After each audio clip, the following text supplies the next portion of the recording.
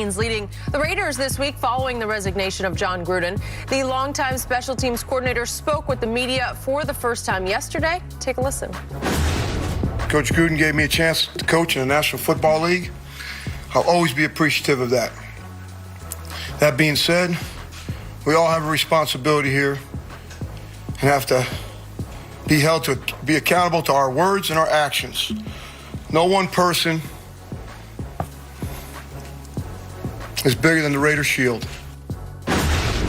Shannon, your reaction to your first glimpse of Rich Bisaccia? Well, he said a lot of the right things, Skip, that the Raiders, I don't know if they still do, but I know they once did, stood for diversity and inclusion, social justice, because of what his father did. His father hired the first modern African-American coach, Art Shell, in 1989. Tom Flores, Hispanic coach, won 2 Super Bowls. Amy Trask, who I worked with at CBS for a number of years, a woman and higher-up CEO, when no one else is even thinking about putting people like this in position, Al Davis did that. Going to HBCUs and getting players, he did that. So for me, I know what his father stood for. I don't know what Mark Davis stands for. Now, back to this situation. My grandfather used to tell my brother and I, Skip, association brings on assimilation. It's hard He said that? Yeah, Skip. That's what he used to tell us all the time. He wanted us to be careful. Like, it was Gandhi. He wanted us to be very careful who you hung around with. Because if they had bad habits, if you're not careful, you start doing those bad habits as well. It's hard for me to believe that you've known this man as long as he's known Jon Gruden. So the question is, now, he's going to have to convince the men that he's going to have to stand before now that I'm nothing like Jon Gruden. And even in my private life, my private conversations are nothing like you heard him give on that email. That's what he's going to have to do, Skip. I'm not saying it's going to be easy, but I'm saying that's what he's going to try to do. He's going to try to convince those guys that I'm nothing like the guy that I've known who's been a friend of mine for 20-plus years. Good luck with that. Okay, I hear everything you just said, but to me, the elevation of Rich Bisaccia to replace Jon Gruden as head coach of the Las Vegas Raiders is Mark Davis displaying his middle finger to the NFL, saying, okay, if you took away my brother, Jon Gruden, unfairly, if you exposed him and you forced me to fire him, I think he was fired. He was given the option. Okay. If you're going to do that, then I'm going to elevate his longtime assistant head coach, dating all the way back to their days, the first days together, 2002 in Tampa. And if you look at the biography here of Rich Bisaccia, he starts at Wayne State as an assistant, and then South Carolina, Clemson, Ole Miss, and then Gruden hires him 2002 and soon makes him the assistant head coach as well as the special teams coordinator. And he stays with him all the way up through 2010 when Jon left, obviously, to go to ESPN to do Monday Night Football. And Rich has to bounce to the Chargers, and he was with my Cowboys briefly as special teams coordinator and also became assistant head coach. And then as soon as Jon came back into the game, he went right back with Jon. He is his closest friend in the game of football. After what happened to Jon, what got exposed about Jon's bigotry, now you're going to take his best friend in coaching, his longtime assistant head coach, his joined at the hip coach, and you're going to elevate him and say, guess what, league? I'm doing it again. I'm going to go with this guy. It's incomprehensible, unconscionable. Yeah, I'm surprised. I'm surprised that obviously Gus Bradley, who's on the staff, who's the defensive coordinator, who's been a head coach, I'm surprised he didn't get the job. I agree. But like you said, Skip, when you've hired someone who's been a friend, the player's like, hold on, you mean to tell me this is what the man talks like in his private conversation? You've been his best friends for the better part of 2 decades. You trying to tell me you and he haven't had conversations like this at some point in time? Now, I'm not saying Rich speaks that way or has those thoughts, but he certainly knew what Jon was.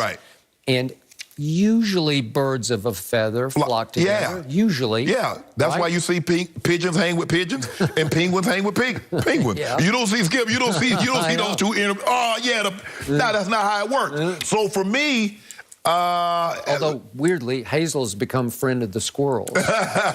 She be trying to catch him. No, she doesn't try to catch them. She just watches them. She likes them. Anyway, go ahead. But anyway, Skip, I think the thing is that that's what he's going to have to do. You're going to have to stand before men and convince them that you're nothing like the previous head coach, and that you're your own man and you have the best interest, and these are not the feelings that you harbor. Okay, and predictably, in the clip that we just saw, he's a little awkward, a little uncomfortable up there. He's never done that before. He's never been the head coach. And plus, Skip, you got to say, he had to say, I think I heard him to say that, we're accountable for our words and damn, that's John. I mean, I really like.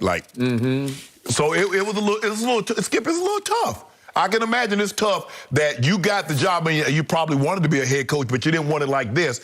And then one of your best friends, he gets outed for being insensitive to a lot of demographics that the NFL says we're very inclusive with. So it's tough on him, but good luck trying to convince those men that you don't harbor those feelings that your previous boss did. Good luck to the Raiders, because I like this team, and I'm not sure I love it going forward. Yeah. It's complicated. It's bound to be at this point. Don't they play the Broncos this week? I think so. Does that sound right? We're going to put Foots in them. Yeah, how do you feel about that? We're going to put Foots. I feel good. Well, you should feel good. So you've been waiting for. Yeah, Did we just get a sneak preview about how dominant Luka is going to be this season? Luka, Shannon, you're got Baby Bird, right? Baby Bird. That is next. No mercy. Is making a name for himself as the Cowboys' new shutdown corner. The former Alabama standout leads the league in interceptions with 6 after another pick this past weekend. He's on a roll. He has 12 games to get 8 more picks to tie the NFL record for most interceptions in a season and would need 9 to break it. Shannon, how much of a shot do you give him to break this record? I give him 2% chance. 2%. Yes, Skip, there's a reason why this record is still for almost 70 years. Dick Night Train Lane set this rookie record in his rookie season. He had 14 picks. He never even got close to that again because why? They stopped throwing at him. And eventually that's what's going to happen to him. Yep. They're going to stop throwing at him. Now, I can see if he was a safety, Skip, he could roam the field and that. But they're just like, when you play corner, I'm not throwing at time. I'm not throwing at these great Rod Woodson. I'm not going to throw at him. Rod ended up moving to safety. He did. And got a bunch of picks that way. But, Skip, I just think the thing is that, yes, he's off to a great start. He has incredible hands. He went to school, he went to Alabama as a wide receiver. Sure did. They moved him to the opposite side of the football. His brother is a wide receiver, so it shows that they both have very good hands. And he said, he called his big brother, and he was in tears because Saban said, I'm moving you to corner. Right. And Stephon said, just embrace it. Right. Don't give up. Just say, I'm all in. Right. And look where he is now. And look where he is now. He's arguably one of the top 2 or 3 corners in all of football. And so for me, I don't think he's going to get it, Skip, because I remember, Mark Carey, who came out with me, I think he had 10 one year. Champ Bailey had 10 one year. Xavier Howard had 10 last year. Yep. Skip, that's a lot of interceptions, but eventually they will stop throwing at you. They're not going to. It's not like a wide receiver, Skip, that you can shut him down because I throw enough targets at him, he's going to get the ball. You can't shut Devontae down, Skip, because Aaron Rodgers is going to throw him 15 targets. If he catches 8, he's going to have great numbers at the end of the game. In a situation like this, I just won't throw the ball your way. Then how are you gonna get picks if I don't throw the ball your way? So I don't think he's gonna get. I give him a 2% chance because anything's possible. But if you had to say, well, Shannon, put some money on, nope, I put money that he wouldn't do it. So you're giving him a milk chance, which is what you drink. 2%? Yeah. You give him a milk chance, which is almost no chance. No.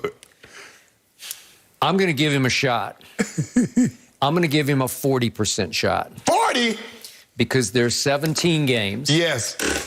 And he's so far ahead of schedule that over the next 12, he needs 8 to tie and 9 to break. Right. The great Dick Night Train Lane. I think 14. When Dick did, it was 12 games, if I'm not mistaken.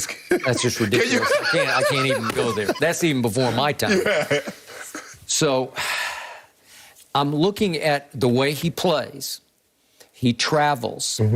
So he's always taking the number 1. He's taking the Devontae. And by the way, Devontae Adams is just playing. He's playing at a level that is getting to be Moss-like to me.